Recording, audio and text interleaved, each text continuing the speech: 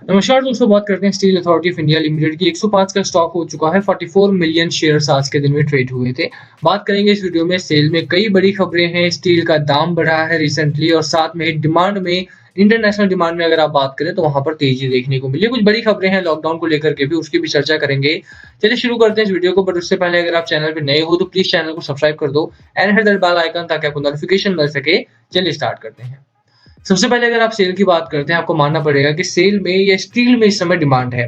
And अगर आप government की स्कीम्स की बात करें, various schemes are supporting this stock, including की गवर्नमेंट ने यहाँ पे कवच स्कीम लागू की है, जिसके तहत बहुत सारे लगभग 2000 किलोमीटर जो रेलवे ट्रैक्स हैं आपके, उनके साइडवेज पे ट्रैक्स लगाए जाएंगे और वह सेफली प्ले आउट किया जाना है इस स्कीम को भी। तो यहाँ पर भी काफी अच्छा यहाँ पर मुनाफा बनाने का मौका है सेल के सामने।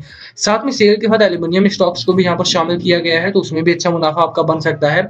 ऐसी ही कई और स्कीम्स है। एनआईपी में भी यहाँ पर इन्वेस्टमेंट 100 लाख करोड़ के आसपास की इन्वेस्टमेंट एनआईपी में भी गवर्नमेंट ऑफ इंडिया ने रेज किया है रिसेंटली इस बजट में। And the third news is कि गवर्नमेंट ऑफ इंडिया इस बार अगर आप देखें तो स्टील के जो जितने भी डेवलपमेंट वर्क्स हैं आपके, वो स्टील के थ्रू ही करना चाह रहे हैं, क्योंकि हमें जो हमारा जो एनडीएलएम है एक तरह से डिजास्टर मैनेजमेंट प्रोग्राम है हमारे, उसको एक मजबूती देने के लिए, स्ट्रेंथन करने के लिए गवर्नमेंट ऑफ इंडिया चाहती है कि जितने भी हमारे इस समय जो ब्रिज वगैरह बनाए जाने हैं अंडर द भारतमाला प्रोजेक्ट या भारतमाला जो कनेक्टिविटी रोड कनेक्टिविटी बनाई जानी है, उसमें स्टील का यूजेज ज्यादा हो। बजट में अगर आपने पढ़ा हो तो स्टील की डिमांड में तेजी आई है। इंटरनेशनल मार्केट में, कमोडिटी बाजार में भी अगर आप देखो तो स्टील के दामों में लगातार तेजी है। साथ में ब्रेंट के प्राइसेस में भी तेजी है, तो यहाँ पर आपको वो इक्वली हर्ट करता हुआ भी दिखाई दे सकता है। बट स्टिल अभी के लिए अगर आप बात करो तो कहीं ना कहीं सेल में आपको एक अच्छी रैली देखने को मिलेगी। यहाँ पे लोअर एंड पे अगर आप बात करो, यहाँ पर जो आपका सपोर्ट लेवल है that is around 92 rupees 93 rupees के आसपास का। अगर स्टॉक में गिरावट होती है, ये लोअर लेवल है, इससे नीचे की मैं यहाँ पर गिरावट नहीं देख पा रहा हूँ, तो बिल्कुल आपको यहाँ तक के एक सपोर्ट लेकर के खरीदारी करनी चाहिए। अपर साइड पे जो पहला टारगेट होगा 124 का, सेकंड टारगेट जो 145 147 150 के आसपास का टारगेट लेकर के आप यहाँ पर खरीदारी करो, क्योंकि स्टॉक अच्छा है, कंपनी अच्छी है, तो बिल्कुल आपको लंबे समय में एक अच्छा खासा मुनाफा मिलेगा। लोअर एंड पे आप आ जाओ, आरएसआई की बात जहां तक है, 46 पॉइंट्स का आपका आरएसआई है। मैगडी आपका बेरिश मोमेंटम में तो नहीं बढ़ा, या न्यूट्रल टू बेरिश आपका जरूर हो रखा है। न्यूट्रल टू बुलिश पैटर्न में आप कह सकते हैं इसे। हिस्टोग्राम अभी भी डाउन साइड है।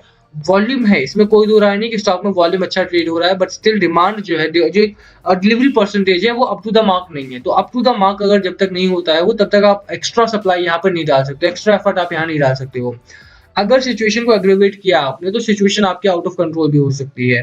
ठीक है, तो स्टील में या सेल में अगर आप निवेश कर रहे हो, be it SAIL, be it JSW steel, Tata steel, कोई भी स्टॉक हो, अगर स्टील में आपको दाव खेलना है तो दो तीन चीजों को ध्यान रखना पड़ेगा कि गवर्नमेंट ऑफ इंडिया की जो स्कीम्स है वो 1 साल की है, तो आपको शॉर्ट टर्म में बहुत ज्यादा प्ले आउट नहीं करना है, क्योंकि मार्केट आपका बेरिश मोमेंटम में है। आप देख लो यहाँ पे लगातार बाजार में दूसरे दिन गिरावट हुई, 3 दिनों की रैली, 2 दिनों की गिरावट, और बाजार अपने लेवल पे वापस आया है।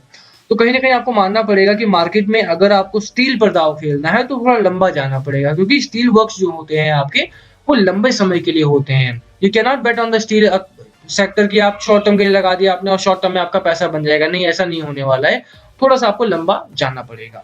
जहां तक मेरी राय है, अगर आप सेल में निवेश करना चाहते हो तो 3 से 4 महीने का कम से कम टाइम फ्रेम रखो। और इसी बीच में देखो, दो अच्छी खबरें हैं। पहला है कि प्रॉफिट आपका बनेगा। लोअर एंड पे 92 का सपोर्ट है आपका, 105 के पास मिल रहा है स्टॉक आपको। 124 का पहला टारगेट है आपका, and the second target is 150 145 के आसपास का ले लो। एवरेज टारगेट क्या है? एवरेज टारगेट है 153 के आसपास का। 46% का अपसाइड है यहाँ पे। 4 महीने अगर आप रुकते हो तो 2 बार कम से कम आपको डिविडेंड भी यहाँ पर मिल जाएगा। सेल का जो ट्रैक रिकॉर्ड रहा है इन डिविडेंड ऑफरिंग, मुझे लगता है कि वन ऑफ द बेस्ट है ये कंपनी डिविडेंड देने में। तो सरकारी कंपनी है, ना सिर्फ आपको यहाँ पर प्रॉफिट मिलेगा, बल्कि सेल में अगर आप आते हो तो डिविडेंड भी आपको इक्वली ऑफर होगा, और डिविडेंड में भी आप बहुत तगड़ा कमाई कर सकते हो। यहाँ पे रीजन वही है मेरे सामने, क्योंकि पीएसयू में अगर आप आ रहे हो तो सेफ्टी फैक्टर आपके पास होना चाहिए। ये एक तो सेफ स्टॉक है आपका। सेकंड चीज ये है आपकी कि यही स्टॉक में आपको साथ में प्रॉफिट बनेगा और साथ में डिविडेंड भी मिलेगा, तो बिल्कुल आपको मेरी खरीदारी करने की सलाह रहेगी। टेक्निकल पैटर्न में बाय सिग्नल आ रहा है आपका। साथ में कुछ और फंडामेंटल्स देख लेते हैं। डिविडेंड कितना मिल सकता है, कितना नहीं मिल सकता है, उसकी भी चर्चा कर लेते हैं। चलिए यहाँ पर आ जाते हैं। जैसा मैंने बोला, एवरेज ब्रोकर टारगेट 153 का है। 150 155 160 के आसपास तक के भी यहाँ पर टारगेट आए हैं। चॉइस ब्रोकिंग का टारगेट 162 का है। एक्सिस सिक्योरिटीज का टारगेट जो है आपका वो 150 के आसपास का है। मोतीलाल ओसवाल का टारगेट 145 का है आपका। आईसीआईसीआई डायरेक्ट का टारगेट 168 का है आपका। अगर आप एवरेज टारगेट देखो तो 150-153 के आसपास का टारगेट यहाँ पर है। 46% का अपसाइड है। अब जरा बात कर लेते हैं देखो डिविडेंड की भी, कि डिविडेंड कितना मिल सकता है और कब तक मिल सकता है। जो कंपनी का ट्रैक रिकॉर्ड रहा है, फरवरी में और अगस्त में आपको डिविडेंड मिलता है। 10% का डिविडेंड आपको फरवरी में मिला था 2021 में। सिचुएशन तब खराब थी आपकी, ठीक है ना। आपको मानना पड़ेगा कि फरवरी में आपका लॉकडाउन वगैरह लगा हुआ था तो डिविडेंड बहुत हाई नहीं था। उसी तरह से अगर आप नवंबर की बात करो तो 40% का डिविडेंड यहाँ पर आपको मिला था। तो 40% का डिविडेंड देखो मैं समझता हूँ कि डिसेंट डिविडेंड है। 18% का डिविडेंड है आपका। साल में 2 से 3 बार आपको डिविडेंड ऑफर करती है ये कंपनी, और इस साल में मुझे लगता है कि डिविडेंड आपको ज्यादा मिलेगा। रीजन क्या है उसके पीछे, मैं उसकी भी बात बता देता हूँ, क्योंकि कंपनी ने काफी अच्छा मुनाफा कमाया है। और दिसंबर क्वार्टर के नंबर्स आप देख लो यहाँ पे, let me show you. September quarter के नंबर है अपने पास, एंड एक्सपेक्टेशंस क्या है मैं वो बता रहा हूँ। दिसंबर क्वार्टर के नंबर अभी तक नहीं आए, क्योंकि विद द नंबर्स आपको यहाँ पर डिविडेंड ऑफरिंग भी हो जाएगी। तो फरवरी में ही आएंगे, 17 फरवरी के आसपास तक की डेट यहाँ पर अनाउंस हुई है बोर्ड मीटिंग की। लेट्स से कि क्या होता है क्या नहीं, और उसके बाद बोर्ड मीट के बाद यहाँ पे डिविडेंड भी आपको अनाउंस कर देंगे।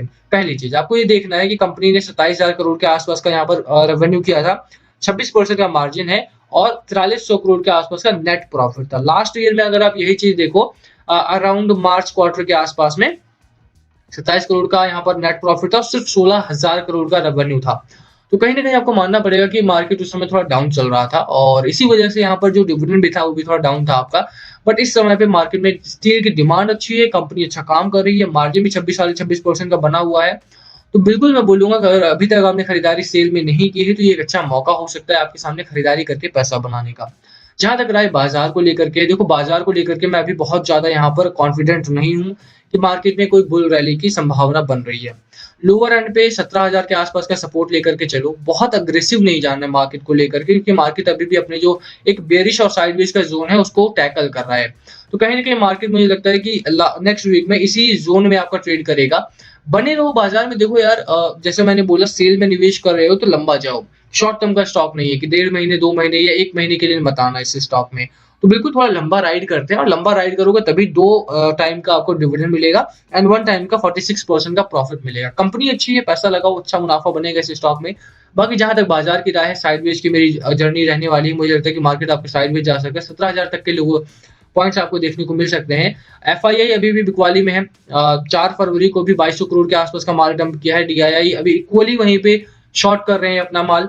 622 करोड़ की खरीदारी इन्होंने मात्र की है बस। तो मार्केट को नीचे ले आने का इनका पूरा पूरा प्लान है। अगर अभी आप खरीदारी करने उतरते हो तो आपको ये चीजें देख करके चलना पड़ेगा। बाकी देखो डरने वाली बात नहीं, लॉकडाउन ऑलमोस्ट खत्म होने वाला है। आप जानते हैं दिल्ली में भी लॉकडाउन वगैरह खत्म हो चुका है ऑलमोस्ट। दूसरे स्टेट्स में भी लगातार खत्म हो रहा है। कोविड की सिचुएशन एट ईज है, और साथ में अगर आप रशिया यूक्रेन की बात करें तो नाटो ने वहां पर भी इंटरवीन करके उस सिचुएशन को भी थोड़ा सा कॉम्प्लिकेट होने से बचाया है। मुझे लगता है कि अभी यहाँ से बाजार में रैली की संभावना बनती है। थोड़ा सा आपको रुकना पड़ सकता है, 10 से 12 दिन, 1 हफ्ता, 2 हफ्ते, बट दैट्स फाइन। मार्केट में खरीदारी करने का मौका है, खरीदारी करो, कॉशियस रहो, अग्रेसिव नहीं जाना है, but is do not avoid the market at all. तो बाकी last call must be yours, क्या है आपकी स्ट्रैटेजी स्टॉक को लेकर, प्लीज कमेंट करके शेयर करना। वीडियो को यहीं खत्म करते हैं। पसंद आए लाइक करना, चैनल पे नए हो सब्सक्राइब किया भी तो मत जाना। Thank you for watching, please comment below अगर पूछना हो तो।